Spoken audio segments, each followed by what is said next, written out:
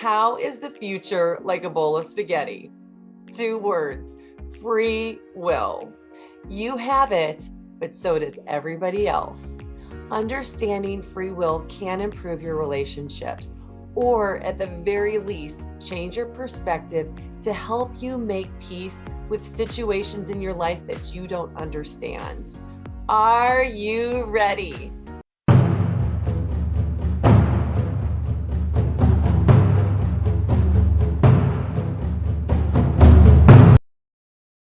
Okay, I'm a little bit nervous to record this video.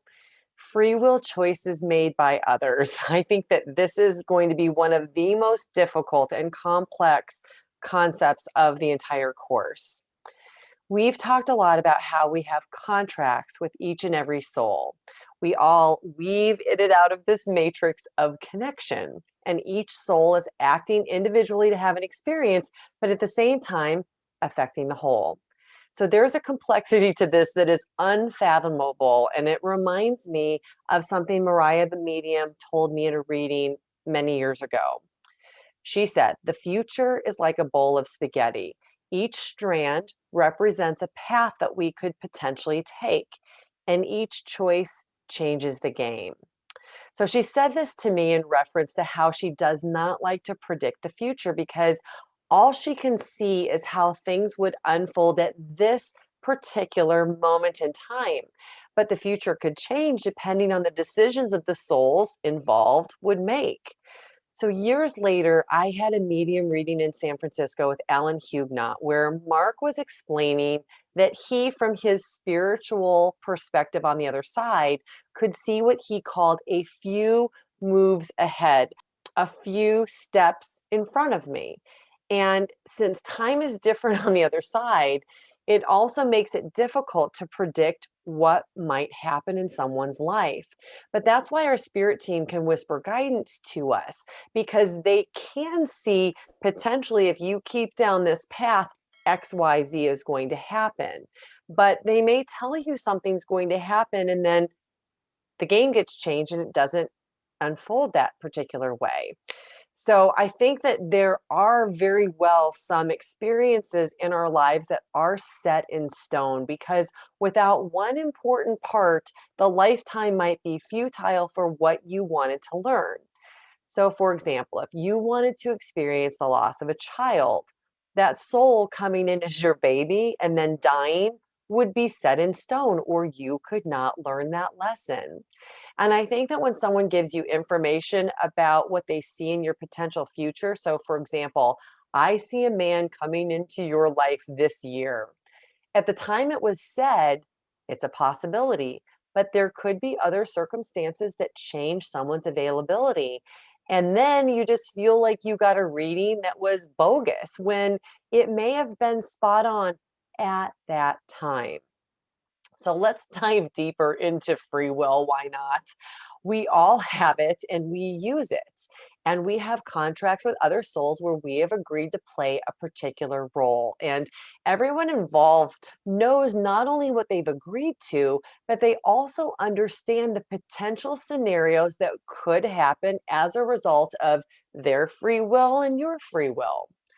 So let's look at free will from another angle because I think that most people often apply a free will concept to the negative situations. You never hear someone say, "Well, he fell in love with me because he had free will."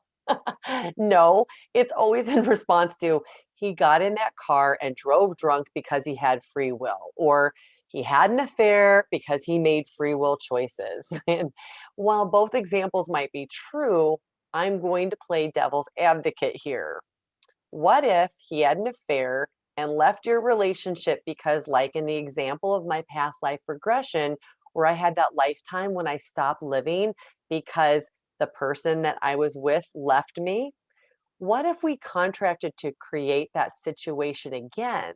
So I would have the opportunity to make different choices. So for Mark coming in this lifetime to fall in love with me and then break my heart by leaving, what if that was the contract? Because I asked him to do this for me because I knew I could fall in love with him and we could recreate the situation from my past life where I could once again test my soul to see if I would pick myself instead of giving up my life because someone did not pick me. So imagine that conversation on the other side before we come in. Whereas Souls, Mark is one of my closest soulmates, and I ask him to do this for me. And he doesn't really want to do this to me because he knows it's going to be causing pain again at his hands. So maybe he resists. And maybe, though, from that higher perspective, everyone knows it's all a game to learn lessons. And he says, hell yeah, I'll do that for you. But the agreement is that he is supposed to blow in and blow out, and he isn't supposed to fall in love with me or to drag the relationship out. But then he comes here and he gets caught up in the game. And when we find each other on earth, there's this magnetic connection, and he makes free will choices to fall in love with me. So, see, it really could go either way. And when we begin to think about incidents that happen in our lives, we can look at the world really through different lenses. So, number one, I think that this kind of a perspective takes a lot of judgment, throws it right out the window, doesn't it? How can we possibly judge what we don't understand? Well, you do have free will, and by that law, you can judge all you want, but your judgments are going to be based on very, very limited perception. The laws of the spirit realm do not necessarily follow the law of our created societies in judging what is good or bad. So I'm going to go dark to make this point. What about sexual abuse? Well, first of all, I want to say that it's most definitely wrong on every level as far as I'm concerned, and I have never experienced any. But what if that was not someone's free will choice? What if by contract they created that purposefully by design to learn? Imagine that conversation on the other side. Can you please play this role and do this to me? And the other soul's like, hell no, I'm not going to do that. I don't want to hurt you that way because remember, on the other side, we are all just love. And you almost have to beg the other soul to do this because without the situation, you won't be able to get to the lesson that you're trying to learn. If we could look at everything with this type of perspective or this type of vantage point, it really changes a lot of how we see things. Okay, so number two, and I think that this is the most important point. If we look at things this way, we are never a victim. I want to say that again. If we look at things this way, you are never a victim because that too is an illusion. In order to be a victim, you have to experience loss at the hands of another. What if the truth is just the opposite? What if you are playing a victim here now as a favor to another soul so that they can learn from their own actions?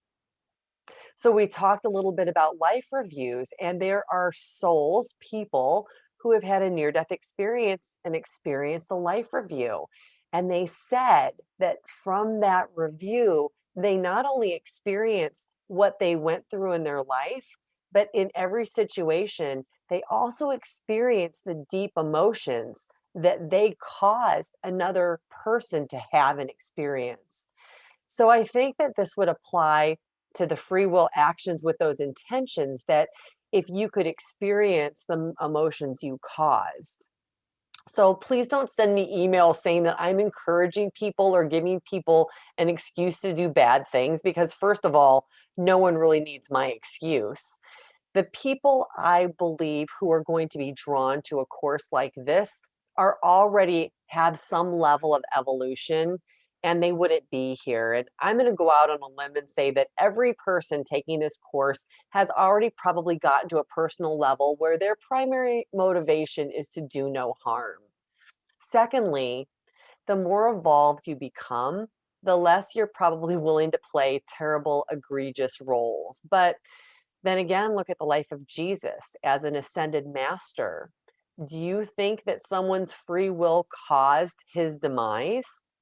Or do you think that maybe it was part of this bigger master plan designed to teach the ultimate lesson to the entire world? He would then have had to contract with the souls to help him play out the lessons, and someone had to be the bad guy. So I warned you that this could be one of the most difficult concepts to absorb in this course. So as always, follow your guts and your intuition. Keep or further explore what resonates and makes sense to you and throw out what doesn't.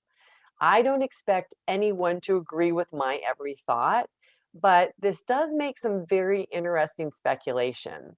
And I want to remind you that on a soul level, we are whole and we are never harmed. And hopefully, the one takeaway that we can all agree on is that you are not a victim. And whatever happens to you, you can change and overcome and grow from. The power of who you are is unbelievable. And you are really just looking at the very tip of the iceberg of who you are on a soul level.